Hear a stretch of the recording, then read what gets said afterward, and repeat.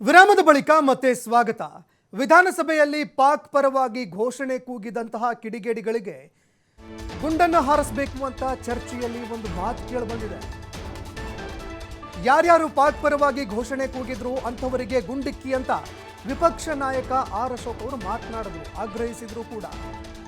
ಗುಂಡಿಕ್ಕಿ ಅಂತ ನಾಸಿರ್ ಹುಸೇನ್ ಅವರು ಹೇಳಿದ್ದಿದ್ರೆ ಅವರು ದೇಶ ಪ್ರೇಮಿ ಆಗ್ತಾ ಇದ್ರು. ನಾಸಿರ್ ಹುಸೇನ್ ಅರೆಸ್ಟ್ ಮಾಡಿ ಅಂತ ಆರ್ ಅಶೋಕ್ ಅವರು ಮಾತನಾಡಿದ್ದಾರೆ. ಅವರನ್ನು ಕೂಡ ಅರೆಸ್ಟ್ ಮಾಡಿ ಅಂತ ವಿಪಕ್ಷ ನಾಯಕರು ಮಾತನಾಡಿದ್ದಾರೆ. ತನಿಖೆಯೇ ಆಗದೆ ಚಾರ್ಜ್ ಶೀಟ್ ಫೈಲ್ ಮಾಡದೆ ಯಾರಿಗಾದ್ರೂ ಶಿಕ್ಷೆ ಆಗತ್ತಾ ಅನ್ನುವಂತಹ ಪ್ರಶ್ನೆ ಕೂಡ ಇಲ್ಲಿ ಎದುರಾಗುತ್ತೆ. ಹಾಗಾದ್ರೆ ಇಲ್ಲಿ ಇಬ್ಬಗೆ ನೀತಿಯನ್ನ ಏನಾದರೂ ಆರ್ ಅಶೋಕ್ ಅವರು ಅನುಸರಿಸ್ತಾ ಇದ್ದಾರಾ?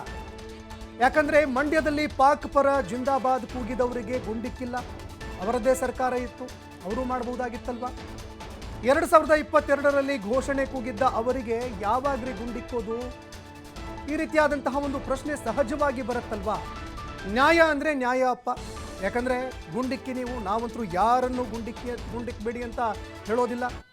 ಯಾರ್ಯಾರು ಈ ರೀತಿಯಾಗಿ ದೇಶ ದ್ರೋಹದ ಕೆಲಸವನ್ನು ಮಾಡ್ತಾರೆ, ದೇಶ ವಿರೋಧಿ ಘೋಷಣೆಗಳನ್ನು ಕೂಗ್ತಾರೆ, ಅಂಥವರಿಗೆ ಈ ದೇಶದಲ್ಲಿ ಬದುಕುವ ಅರ್ಹತೆ ಇಲ್ಲ. ನಾವು ಕೂಡ ಹೇಳ್ತೀವಿ, ಅದನ್ನು ನಾವು ಕೂಡ ಪ್ರತಿಪಾದನೆ ಮಾಡ್ತೀವಿ. ಆದರೆ ವಿಪಕ್ಷ ನಾಯಕರು ಇಲ್ಲಿ ಇಬ್ಬಗೆ ನೀತಿಯನ್ನು ಅನುಸರಿಸಿದ್ರ? ಯಾಕಂದರೆ ಮಂಡ್ಯದಲ್ಲೂ ಕೂಡ ಘೋಷಣೆ ಕೂಗಿದ್ರು, ಅವರ ಪರವಾಗಿಯೇ ಇದ್ದಂತಹ ಕೆಲವು ಕಾರ್ಯಕರ್ತರು ಕೂಗಿದ್ರು, ಅವರಿಗೆ ಯಾಕೆ ಗುಂಡು ಹಾರಿಸಲಿಲ್ಲ? ಹಾಗಾದರೆ ಅವರಿಗೆ ಗುಂಡಿಕ್ಕೋದು ಯಾವಾಗ? ನ್ಯಾಯ ಅಂದರೆ ನ್ಯಾಯ, ಗುಂಡಿಕ್ಕಿದ್ರೆ ಇಬ್ಬರಿಗೂ ಕೂಡ ಗುಂಡಿಕ್ಕಬೇಕಲ್ವಾ? ಅವತ್ತು ಅಧಿಕಾರದಲ್ಲಿ ಇದ್ದಂತಹ BJP ಮಂಡ್ಯ ಕೇಸನ್ನು ಮುಚ್ಚಾಕ್ಬಿಡ್ತು. ಇವತ್ತು ಅಧಿಕಾರ ಕಳೆದುಕೊಂಡಿರುವಂತಹ BJPಯಿಂದ ಗುಂಡಿಕ್ಕುವಂತಹ ಮಾತುಗಳು ಕೇಳಿಬರ್ತಾ ಇದೆ. ಇದೇ ಈಗ ಪ್ರಶ್ನಾರ್ಥಕವಾಗಿ ಕಾಡ್ತಾ ಇರುವಂಥದ್ದು. ಇಬ್ಬಗೆ ನೀತಿಯನ್ನ ವಿಪಕ್ಷ ನಾಯಕರು ಅನುಸರಿಸ್ತಾ ಇದ್ದಾರಾ ಅಂತ. ವಿಧಾನಸೌಧದ ಒಳಗಡೆ ಏನು ದೇಶದ್ರೋಹದ ಚಟುವಟಿಕೆ ನಡೆದಿದೆ, ಪಾಕಿಸ್ತಾನ ಜಿಂದಾಬಾದ್ ಅಂತ ಹೇಳಿ ರಾಜ್ಯದ ಜನತೆಗೆ, ದೇಶದ ಜನತೆಗೆ ಏನು ದ್ರೋಹ ಮಾಡಿದ್ದಾರೆ, ಇದು ಇವತ್ತು ದೇಶ ಅಲ್ಲ. ಗೃಹ ಸಚಿವರು ಹೇಳ್ತಾ ಇದ್ರು, ಬೇರೆ ಬೇರೆ ದೇಶದಿಂದನೂ ಕೂಡ ಗೃಹ ಸಚಿವರಿಗೆ ಫೋನ್ ಬರ್ತಾ ಇದ್ದಂತೆ, ಬೇರೆ ಬೇರೆ ದೇಶ ಏನ್ ಹಿಂಗ್ ನಡೀತಾ ಇದೆ, ಏನಾಗ್ತಾ ಇದೆ ವಿಧಾನಸೌಧದಲ್ಲಿ, ಯಾಕೆ ಏನು ಕ್ರಮ ತೆಗೆದುಕೊಂಡಿಲ್ಲ ಅಂತೇಳಿ ಸ್ವತಃ ಹೋಮ್ ಮಿನಿಸ್ಟ್ರೇ ಒಪ್ಕೊಂಡಿದ್ದಾರೆ.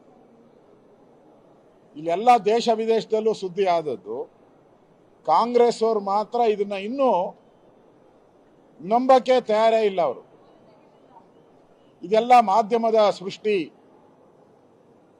ಮಾಧ್ಯಮದಲ್ಲಿ ಅವ್ರು ಬಂದಂಗೆ ಬರ್ಕೊಂಡಿದ್ದಾರೆ. ಪ್ರಿಯಾಂಕಾ ಖರ್ಗೆ ಅವರಂತೂ ಮಾಧ್ಯಮಕ್ಕೆ ಒಂದು ರೀತಿ ಧಮಕಿನೂ ಹಾಕ್ಬಿಟ್ಟಿದ್ದಾರೆ. ಇವತ್ತು ಇಡೀ ದೇಶ ತಲೆ ತಗ್ಸುವಂತ ಇಂಥ ಘಟನೆ ನಡೆದ್ರು ಕೂಡ ಸರ್ಕಾರ ಘಟನೆ ನಡೆದಂತ ಇಮಿಡಿಯೇಟ್ ಆಗಿ ಸ್ಥಳದಲ್ಲಿ ಬಂದು ಒಂದು 5-6 ಜನ ಮಂತ್ರಿಗಳು ಸಭೆ ಮಾಡಬೇಕಾಯಿತು, ಅಥವಾ ಕ್ಯಾಬಿನೆಟ್ ತುರ್ತು ಸಭೆ ಮಾಡಬೇಕಾಯಿತು. ದೇಶದ್ರೋಹದ ಈ ಘಟನೆ ಕಂಡಮ್ ಮಾಡಬೇಕಾಯಿತು. ಕ್ಯಾಬಿನೆಟ್ ಅಲ್ಲಿ 1 ಲೈನ್ ರೆಸೊಲ್ಯೂಷನ್ ಬರಬೇಕಾಯಿತು. ಈ ಘಟನೆಯನ್ನ ನಾವು ಖಂಡಿಸ್ತೀರಿ, ಈ ದೇಶದ್ರೋಹಿಗಳು ಪಾತಾಳದಲ್ಲಿ ಅಡಗಿದ್ರು ಬಿಡಲ್ಲ, ಅವ್ರನ್ನ ಎರೆಮುರಿ ಕಟ್ಟಿ ತಂದು ಅವ್ರಿಗೆ ಗುಂಡಾಕ್ತಿರಿ ಅಂತ ಹೇಳ್ಬೇಕಾಯಿತು. ಕ್ಯಾಬಿನೆಟ್ ಮೀಟಿಂಗು ಮಾಡಿಲ್ಲ, ಸಚಿವರು ಸಭೆನೂ ಕರೆದಿಲ್ಲ, ಒಬ್ರು ಕೂಡ ರಾತ್ರಿ ಇಲ್ಲಿ ಒಬ್ಬ ಮಂತ್ರಿನೂ ಕೂಡ ಈ ಘಟನೆ ನಡೆದಂತ ಸ್ಥಳದಲ್ಲಿ ಬಂದಿಲ್ಲ. ಯಾರು ಇಲ್ಲಿ ಕಾಂಗ್ರೆಸ್ ಅಭ್ಯರ್ಥಿಯಾಗಿದ್ರು ನಾಸೀರ್, ಅವರು ಕೂಡ ಪಾಕಿಸ್ತಾನ ಜಿಂದಾಬಾದ್ ಅಂತ ಕೇಳಿದ್ದಾರೆ ಅಂತ ಮಾಧ್ಯಮದವ್ರು ಕೇಳಿದಾಗ ಅವ್ರ ಮೇಲೆ ಕ್ರಮ ಮಾಡ್ತೀನಿ, ಅವ್ರ ಮೇಲೆ ಗುಂಡಾರಿಸ್ತೀರಿ ಅಂತ ಹೇಳಿದೆ. ಮಾಧ್ಯಮದವ್ರನ್ನ ಅವ್ಯಾಚ ಪದಗಳಿಂದ ನಿಂದಿಸಿರುವಂಥದ್ದು. ಇವೆಲ್ಲವನ್ನ ಗಮನದಲ್ಲಿಟ್ಕೊಂಡು ಇವತ್ತು ಸರ್ಕಾರ ಕೊಟ್ಟಿರೋ ಉತ್ತರ ನೋಡೋಣ ಮಾಡೋಣ ಅಂದ್ರೆ, ದೇಶದ್ರೋಹದ ಘಟನೆ ವಿಧಾನಸೌಧ ಒಳಗಡೆ ಆದ್ರಾಗ, ಎಲ್ಲೋ ಹಳ್ಳಿಯಲ್ಲಾದ್ರೆ ತರಿಸ್ತೀನಿ ವರದಿ, ಯಾವುದೋ ಹಳ್ಳಿಯಲ್ಲಿ ನಡೆದಿದೆ 400-500 ಕಿಲೋಮೀಟರ್ ದೂರದಲ್ಲಿ ತರಿಸ್ತೀನಿ ವರದಿ ಅಂತ ಹೇಳಿದ್ರೆ ನಂಬೋದಾಯ್ತು. ಕಣ್ಣು ಮುಂದೆ ನಡೆದಿರೋದು, ವಿಧಾನಸೌಧದಲ್ಲಿ ನಡೆದಿರೋದಕ್ಕೆ ಸಾಕ್ಷಿ ಕೇಳ್ತಾ ಇದ್ದಾರೆ ಕಾಂಗ್ರೆಸ್. ನಾಚಿಕೆ. ಈ ಬಗ್ಗೆ ಮತ್ತಷ್ಟು ಮಾಹಿತಿ ಕೊಡ್ತಾ ಹೋಗ್ತಾರೆ ಪ್ರತಿನಿಧಿ ಶಿವಕುಮಾರ್ ಜೋಹಳ್ಳಿ, ನೇರ ಸಂಪರ್ಕದಲ್ಲಿ ಜಾಯ್ನ್ ಆಗಿದ್ದಾರೆ. ಶಿವಕುಮಾರ್, ವಿಪಕ್ಷ ನಾಯಕರು ದೇಶದ್ರೋಹದ ಘೋಷಣೆಗಳನ್ನು ಕೂಗಿದವರಿಗೆ ಗುಂಡು ಹಾರಿಸುವ ಬಗ್ಗೆ ಮಾತನಾಡಿದ್ದಾರೆ. ಅದರಲ್ಲಿ ಯಾವುದೇ ತಪ್ಪಿಲ್ಲ, ನೋ ಸ್ಪೇರ್. ಯಾರು ತಪ್ಪು ಮಾಡಿದ್ದಾರೆ ಅವರ ವಿರುದ್ಧ ಕಠಿಣ ಶಿಕ್ಷೆ ಆಗಲೇಬೇಕು. ಆದರೆ ಎಲ್ಲೋ ಒಂದೆಡೆ ವಿಪಕ್ಷ ನಾಯಕ ಆರ್ ಅಶೋಕ್ ಅವರು ಇಬ್ಬಗೆ ನೀತಿಯನ್ನು ಅನುಸರಿಸ್ತಾ ಇದ್ದಾರೆ ಅನ್ನುವಂತಹ ಪ್ರಶ್ನೆ ಕೂಡ ಈಗ ಎದುರಿಗೆ ಬರ್ತಾ ಇದೆ. ಮಂಡ್ಯ ಪ್ರಕರಣಕ್ಕೆ ಸಂಬಂಧಪಟ್ಟಂತೆ ಯಾವುದೇ ಮಾತುಗಳಿಲ್ಲ. ಅದನ್ನು ಏನು ಪ್ರಕರಣ ಇತ್ತು ಅದನ್ನು ಮುಚ್ಚಾಕುವಂತಹ ಕೆಲಸ ಕೂಡ ಆಯಿತು. ಇಬ್ಬಗೆ ನೀತಿಯನ್ನು ಅನುಸರಿಸ್ತಾ ಇದೆಯಾ ಬಿಜೆಪಿ ಅಂತ?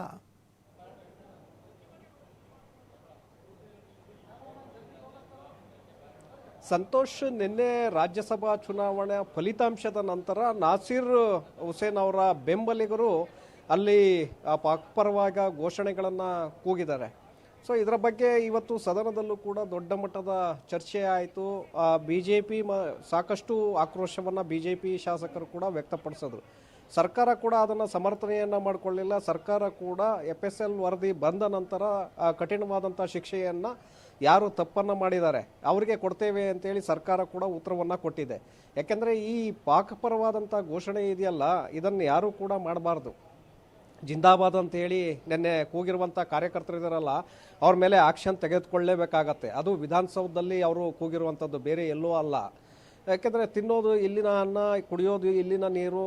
ಆದರೆ ಮತ್ತೊಂದು ದೇಶದ ಪರವಾಗಿ ಅವರು ಘೋಷಣೆಗಳನ್ನು ಕೂಗ್ತಾರೆ ಅಂತ ಅಂದರೆ ಯಾರೂ ಕೂಡ ಅದನ್ನು ಒಪ್ಪಬಾರ್ದು, ಒಪ್ಪುವಂತ ಕೂಡ ಇಲ್ಲ. ಅದನ್ನು ಒಪ್ಪಿದ್ರೆ ಅವರನ್ನು ಸಮರ್ಥನೆ ಮಾಡ್ಕೊಂಡಂತೆ ಆಗತ್ತೆ.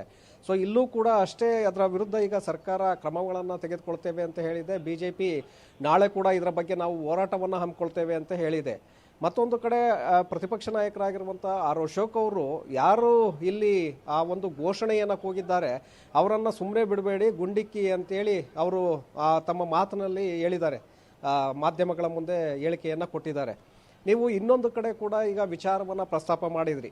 ಮಂಡ್ಯದಲ್ಲೂ ಕೂಡ 2022ರಲ್ಲಿ ಇದೇ ರೀತಿಯಾದಂಥ ಒಂದು ಪ್ರಕರಣ ವರದಿಯಾಗಿತ್ತು. ಆ ಸಂದರ್ಭದಲ್ಲಿ ಪಾಕ್ ವಿದೇಶಾಂಗ ಸಚಿವರಾಗಿರುವಂಥ ಬಿಲಾವಲ್ ಭುಟ್ಟೋ ಅವರು ಪ್ರಧಾನಿಯವರ ವಿರುದ್ಧವಾಗಿ ಒಂದು ಅಪಮಾನವನ್ನು ಮಾಡಿದ್ದಾರೆ, ಒಂದು ಹೇಳಿಕೆಯನ್ನು ಕೊಡುವ ಮೂಲಕ ಅನ್ನುವಂಥ ವಿಚಾರವನ್ನು ಗಮನದಲ್ಲಿಟ್ಕೊಂಡು ಅವತ್ತು ಮಂಡ್ಯದಲ್ಲಿ BJP ಯುವ ಮೋರ್ಚಾ ಕಾರ್ಯಕರ್ತರು ಪ್ರತಿಭಟನೆಯನ್ನು ಮಾಡಿರ್ತಾರೆ. ಆ ಪ್ರತಿಭಟನೆಯನ್ನು ಮಾಡುವಂಥ ಸಂದರ್ಭದಲ್ಲಿ ಇಬ್ಬರು ಕಾರ್ಯಕರ್ತರು ಪಾಕ್ ಪರವಾದಂಥ ಒಂದು ಘೋಷಣೆಗಳನ್ನು ಅವತ್ತು ಕೂಡ ಕೂಗಿದ್ರು ಅನ್ನುವಂಥದ್ದು. ಸೊ ಇದು ಬಸವರಾಜ ಬೊಮ್ಮಾಯಿ ಅವರು ಆಗ ಮುಖ್ಯಮಂತ್ರಿಗಳಾಗಿದ್ದರು. ಆಗಲೂ ಕೂಡ ದೊಡ್ಡ ಮಟ್ಟದ ಒಂದು ಧ್ವನಿ ಹೊರಗ ಬಿದ್ದಿತ್ತು. ಕಾಂಗ್ರೆಸ್ ಅವತ್ತು ಸಾಕಷ್ಟು ಅಪೋಸನ್ನು ಮಾಡಿತ್ತು ಈ ವಿಚಾರದ ಬಗ್ಗೆ. ಯಾಕೆಂದರೆ ಇದನ್ನು ಯಾರೂ ಕೂಡ ಕ್ಷಮಿಸೋದಕ್ಕೆ ಸಾಧ್ಯ ಇಲ್ಲ. ಯಾರು ಆ ಘೋಷಣೆಗಳನ್ನು ಕೂಗಿದ್ದಾರೆ ಅವರ ವಿರುದ್ಧವಾಗಿ ಕಠಿಣ ಕ್ರಮಗಳನ್ನು ತೆಗೆದುಕೊಳ್ಬೇಕು ಅಂತೇಳಿ ಕಾಂಗ್ರೆಸ್ ಕೂಡ ಅವತ್ತು ಬೀದಿಗಿಳಿದಿತ್ತು. ಸರ್ಕಾರದ ಮೇಲೆ ಸಾಕಷ್ಟು ಒತ್ತಡವನ್ನು ಕೂಡ ತಂದಿತ್ತು ಆ ಕ್ರಮಕ್ಕೆ ಆಗ್ರಹಿಸಿ. ಆದರೆ ಅವತ್ತು ಯಾವುದೇ ರೀತಿಯಾದಂಥ ಕ್ರಮಗಳಾಗಲಿಲ್ಲ. ಅವತ್ತು ಆ ಪ್ರಕರಣವನ್ನೇ ಮುಚ್ಚಿ ಹಾಕುವಂಥ ಒಂದು ಪ್ರಯತ್ನಗಳನ್ನು ಮಾಡಲಾಗಿದೆ ಅನ್ನುವಂಥ ಮಾತುಗಳು ಕೂಡ ಕೇಳಿಬಂತು. ಈಗ ನೀವು ಹೇಳ್ತಾ ಇರುವಂಥದ್ದು ನಿನ್ನೆ ಆದಂತಹ ಒಂದು ಘಟನೆ, ಅವತ್ತು 2022ರಲ್ಲಿ ಆದಂತಹ ಒಂದು ಘಟನೆ ಏನಿದೆ ಇದರ ಬಗ್ಗೆ ಏಕಪಕ್ಷೀಯವಾಗಿ ಅವರು ಮಾತನ್ನು ಹೇಳಬೇಕಾಗತ್ತೆ ಅಶೋಕ್ ಅವರು. ಯಾಕೆಂದರೆ ಇಲ್ಲಿ ಏನು ಗೋಂಡಿಕೆ ಅಂತ ಹೇಳಿ ಹೇಳಿಕೆಯನ್ನು ಕೊಟ್ಟರು, ಅವತ್ತಿನ ಘಟನೆಯ ಬಗ್ಗೆ ಕೂಡ ಅದೇ ರೀತಿಯಾಗಿ ಅವರು ಮಾಡಬೇಕಾಗಿತ್ತು. ಅವತ್ತು ಕ್ರಮಗಳನ್ನು ತೆಗೆದುಕೊಳ್ಳಿಲ್ಲ. ಯಾಕೆ ಅನ್ನುವಂತಹ ಪ್ರಶ್ನೆ ಇವತ್ತು ಕೂಡ ಉದ್ಭವ ಆಗ್ತಾ ಇದೆ. ಅವತ್ತು ಯಾಕೆ ಸುಮ್ಮನೆ ಬಿಟ್ರಿ, ಇವತ್ತು ಯಾಕೆ ಈ ಪ್ರಶ್ನೆಯನ್ನು ರೈಸ್ ಮಾಡಿದ್ರಿ? ಯಾಕೆಂದರೆ ನೀವು ಎರಡೂ ವಿಚಾರಗಳಲ್ಲಿ ಒಂದೇ ದೃಷ್ಟಿಯಿಂದ ನೋಡಬೇಕಾಗತ್ತೆ. ಅವತ್ತು ನಿಮ್ಮ ಕಾರ್ಯಕರ್ತರು ಅನ್ನುವಂಥ ಕಾರಣಕ್ಕೆ ನೀವು ಬಿಟ್ರಾ ಅನ್ನುವಂಥ ಒಂದು ಪ್ರಶ್ನೆ ಇವತ್ತು ಉದ್ಭವ ಆಗಿರುವಂಥದ್ದು. ಸಂತೋಷ್, ಧನ್ಯವಾದಗಳು ಶಿವಕುಮಾರ್ ನಿಮ್ಮೆಲ್ಲ ಮಾಹಿತಿಗೆ.